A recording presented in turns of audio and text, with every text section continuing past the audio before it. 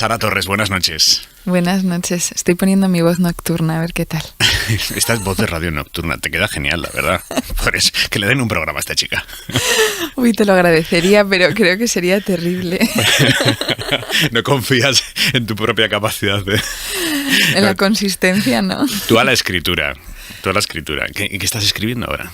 Pues, de hecho, ahora estoy en un ensayo que llevo mucho tiempo posponiendo la escritura del ensayo porque hice un postdoctorado.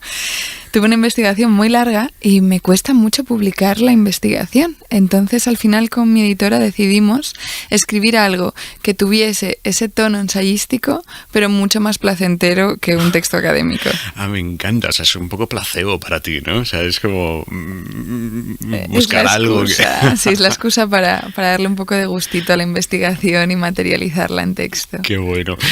Sara Torres es escritora, es autora de libros de poemas como Fantasmagoría y dos novelas, Lo que hay y La seducción, en las que habla de muchas otras cosas, pero a través del hilo del deseo entre mujeres. ¿Qué diferencia hay entre el deseo heterosexual y el deseo homosexual? ¿Hay algo que cambie dentro del deseo, más allá del destinatario del deseo, ¿no?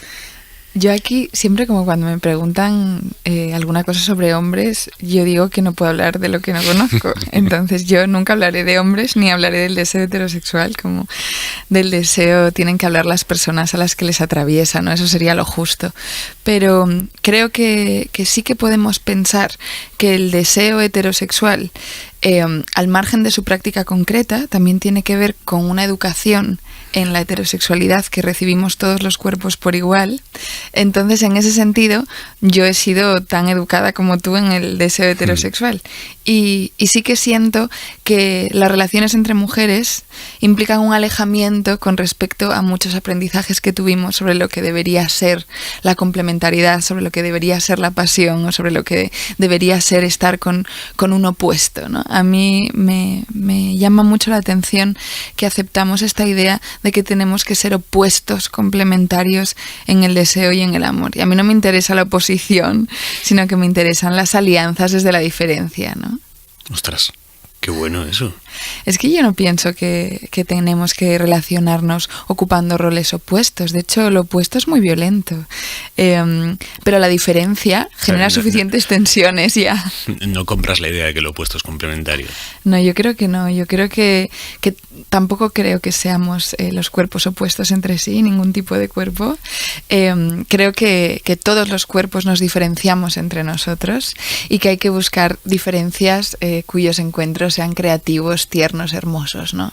No tensiones que levanten una pasión fatal. Has hablado de la ternura. En Lo que hay, uno de tus personajes dice tener un desinterés por todo lo que no sea la ternura. ¿A ti te pasa también? A mí me pasa también. Y yo creo que es importante como no descalificar la ternura como si fuese menos sexy. La ternura está llena de pasiones muy intensas.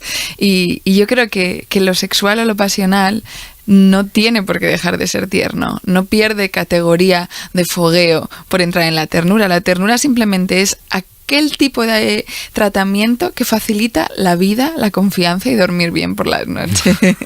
O sea, la ternura puede ser fogosa. Yo creo que la ternura acompaña el fogueo cuando el fogueo acompaña la vida. Cuando el fogueo es peligroso para la vida es sin ternura, pero cuando el fogueo tiene ternura no deja de ser fogoso y sin embargo nos permite crecer y nos permite estar tranquilas. ¿Es compatible sentir un deseo no tierno y un deseo bañado por la ternura? Yo no conozco el deseo no tierno, por eso no puedo hablar, porque nunca he sentido deseo sin luego sentir una adhesión de querer como el bien para ese cuerpo, ¿no? Y creo que para mí la ternura es como un deseo de bien para el cuerpo que me acompaña. O sea, ¿nunca has tenido deseo respecto a una persona sin querer empatizar con esa persona, sin desearle lo que has dicho, el bien a esa persona? Quiero decir, que sea una persona que a ti te genere sensaciones neutras, pero que tengas un deseo respecto a su cuerpo. Pues la verdad es que no. Cada vez que he sentido deseo, he deseado que ocurriese una conversación y que ocurriese algún tipo de vínculo. No he deseado casarme con esa persona, ni he deseado que me eligiese como la única de su vida, ni nada. Pero sí que he deseado un reconocimiento de que mi vida tenía valor para esa persona y también he reconocido un valor más allá de, no sé, la belleza o más allá de cierta, no sé, atracción. Y cuando esa posición de deseo, que francamente es generosa, no se ve correspondida, o sea, sí en el deseo, pero no en el tipo de deseo generoso, tierno, claro, hay una colisión, una decepción. Claro, y creo que hay como una tristeza, ¿no? Yo sí que he sentido que igual no respondían con ternura a mi deseo. Y es cierto que lo que queda después es a veces un pequeño susto. Y ese susto tiene que ver con dudar si nuestra vida tiene valor, porque alguien ha conocido nuestra intimidad y luego ha decidido no querernos, ¿no? Es terrible eso. Y eso asusta. Sí. Sí. Pero es como, para mí es, al final, una persona que tiene acceso a conocerme de una forma que las personas en general no tienen acceso. Es como algo mucho más gutural y mucho más desnudo, desde luego. Entonces, cuando alguien comparte desnudez, y es una desnudez emocional, desnudez física, y de pronto decide no querer o decide no ser tierna contigo, a mí me generó esas veces, creo, como un susto y una duda sobre el valor de la propia vida. Por eso intentaría no exponerme en la medida de lo posible a eso, pero nadie puede estar a salvo siempre. Me llama la atención que esa sensación de sentirse desechado, descartado, cuando alguien ha conocido lo más íntimo de ti, tú lo traduzcas en susto. Explícame eso, ¿no? O sea, no puedo, sí. no termino de entender cómo te lleva a la sensación de susto. Sí. Pues a veces creo que la tristeza va seguida de un susto previo, que es un susto que está causado por la duda sobre la una misma, ¿no? De pronto es como, el susto se podría traducir por, ay, ¿será que tengo algo horrible? Ay, ¿será que no soy bonita? Ay, ¿será que hice algo mal? Ay, ¿no? Entonces todas estas preguntas están asustadas. Es como un yo asustado sobre su propio valor, su propia identidad. Y quizás los cuerpos educados en la feminidad tendemos más a estos sustos, pero creo que son sustos que nos suceden a todos cuando queremos ser reconocidos de algún modo. ¿Cómo casan los tiempos de hoy con la seducción? La seducción, por naturaleza, bueno, no tiene por qué, también puede haber una seducción a marcha forzada, rápida, pero la seducción es una cosa de cocción lenta, ¿no? ¿Cómo casa eso? Creo que por un lado, nuestra tradición de la seducción es una tradición que nos lleva a pensar que la seducción tiene que conseguir un objetivo concreto. Y de hecho el objetivo concreto suele ser sexual. Los Don Juanes, grandes seductores, tenían una estrategia y tenían un secreto que iban persiguiendo, ¿no? Pero a mí me interesa mucho la seducción como una aproximación que no tiene una resolución en particular, que puede ser simplemente un acercamiento que nos lleva a una amistad, que nos lleva a una sabiduría que no esperábamos, que nos lleva a la ternura, ¿no? No solamente a la sexualidad. Yo de hecho creo que las personas más interesantes que conozco conciben la seducción como el gran momento, el gran objetivo es la propia seducción, claro. No tanto el resultado de la seducción, claro. Sino la propia seducción. Claro, es un arte, ¿no? Es una artesanía. Y es la artesanía del acercamiento, de unir mundos.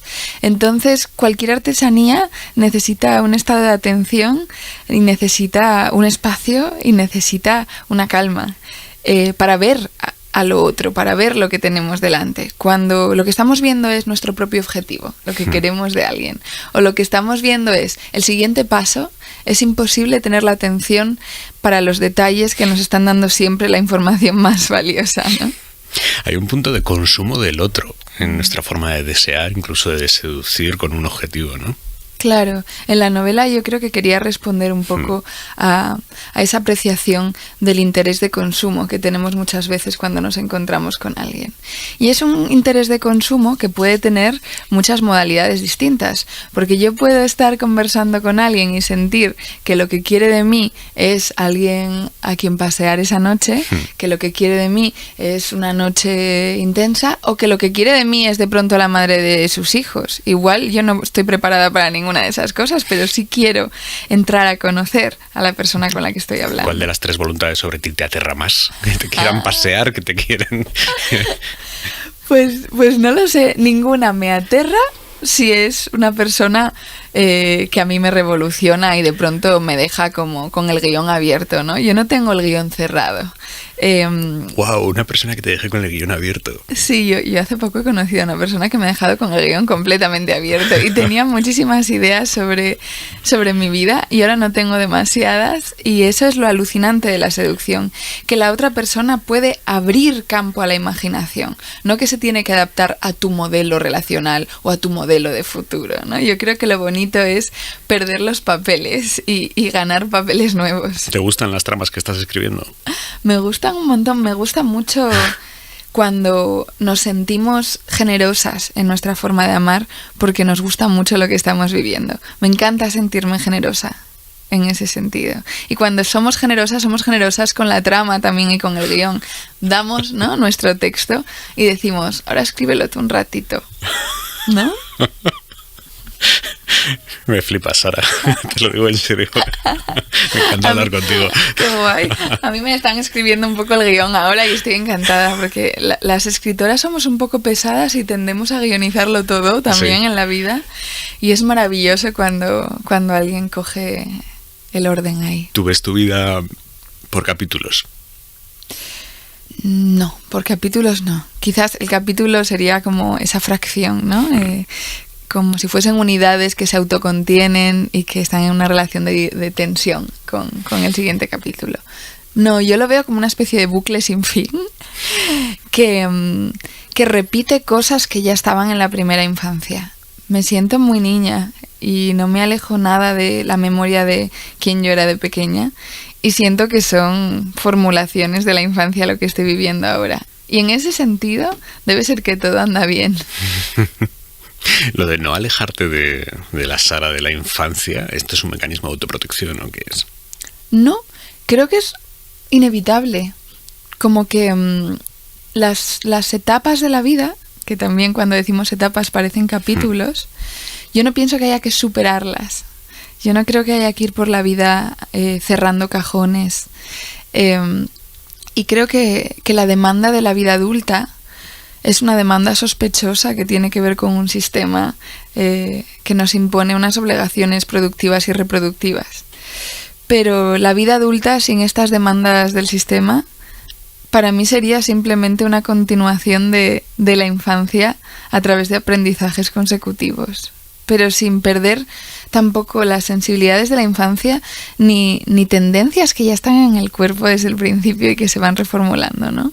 El deseo de ternura, por ejemplo, la necesidad de ternura, está con una voracidad tremenda en la infancia y yo no lo he perdido. Hasta la sexualidad está en la infancia y no se aleja de la ternura, ¿no? ¿Por qué pedirnos también una reformulación de las pasiones del cuerpo infantil en una sexualidad adulta que se convierte muchas veces en algo pornográfico, guionizado también por fuerzas externas, por narrativas externas que muchas veces no tienen nada que ver con nuestro bienestar? ¿Cuál es la lectura de tu obra más bonita que se haya hecho que te conste? Para mí las lecturas más bonitas que se hacen de forma bastante continuada, que me encanta, son las que hacen las personas que regalan mis libros a sus amantes. Cuando el libro se convierte como en un regalo íntimo. Y también con lo que hay cuando se regalaban entre madre e hija los libros. Creo que esa es una lectura que tiene mucho que ver con un reconocimiento de lo que se está jugando en mis libros, que es la vida, no la literatura. Has tocado el cielo ahí, en el momento en el que tu libro se convierte en un regalo de madre a hija, ¿no? La verdad es que sí, porque a mí me hubiese encantado poder regalárselo a mi madre. No todas las cosas que no le dije a mi madre se las dije cuando murió en ese libro. Entonces pensar que haya personas que estén llegando a tiempo para ciertas conversaciones porque se lo regalan a su mamá y la mamá subraya y luego contesta, o incluso amantes llegan a tiempo a algún lugar al que yo quizás tampoco llegué a tiempo, me alegra mucho. Es como algo colectivo, ¿no? Nos ayudamos también a vivir en la distancia a través de los libros. ¿Piensas mucho en las conversaciones que no te dio tiempo a tener? Sí, un montón. Sí, porque creo que entre madre y hija, cuando hay esta idea de respeto, y mi madre era una persona que se hacía respetar bastante porque era bastante orgullosa también, hay cosas que no te atreves a decir ni de broma y que no te atreves casi ni a pensar de tu madre, ¿no? Es como si no se pudiese pensar, porque hay una autoridad casi hasta en la imaginación. Entonces sí que pienso que ahora sería capaz de tener conversaciones que eran imposibles. ¿Qué estás leyendo ahora? Pues estoy leyendo una y otra vez toda la obra de Anne Dufour-Mantel, que fue una psicoanalista y filósofa francesa alucinante, que escribió mucho sobre la importancia del riesgo en la vida, de ser capaces de salir de nuestros bucles de repetición neuróticos, de miedos, de inseguridades, y apostar por algo que nos pone en riesgo, que es un riesgo de pasión, ¿no? Un riesgo de vitalidad. Entramos en el riesgo para entrar en la vida. Y llevo tiempo leyéndola, estoy leyendo mucho sus libros, porque me ayudan a escribir y me ayudan a entenderme. Lo que pasa es que el riesgo, por definición, tiene una probabilidad de final no deseado alta. Me queda como un poco de tiempo para poder pensar esto del todo, todavía no lo tengo claro, pero diría que hay distintos tipos de riesgo. Hay un riesgo que no es consciente de la vida y que es un poco como una ceguera del cuerpo que deja de pensar en sí y se mete en líos. Y se mete en líos que a veces no tienen que ver con ninguna afinidad ni ninguna necesidad que tenga, sino con cosas externas. Lío, ¿no? Exacto, sino líos que tienen que ver con intereses ajenos, no con el de la vida propia. Y luego hay un aparato defensivo que tenemos en el cuerpo por el cual nos protegemos de la propia pasión. Porque también aprendemos la represión desde niños, desde niñas. Entonces yo creo que ese es el riesgo que hay que practicar, el riesgo que tiene que ver con mirar de frente a tu propio aparato represivo y ser capaz de desear. Y eso es muy difícil, es dificilísimo permitirnos el deseo. Y cuando pensamos que nos estamos permitiendo el deseo, a veces nos estamos permitiendo el deseo de otros, el deseo de la norma, el deseo que nos han dicho que está bien, pero no verdaderamente lo que moviliza en lo profundo nuestra fantasía o nuestro misterio, sí. Claro. Sara Torres, me ha encantado esta conversación. Muchísimas gracias. Un placer enorme, a mí también. Buenas noches. Buenas noches.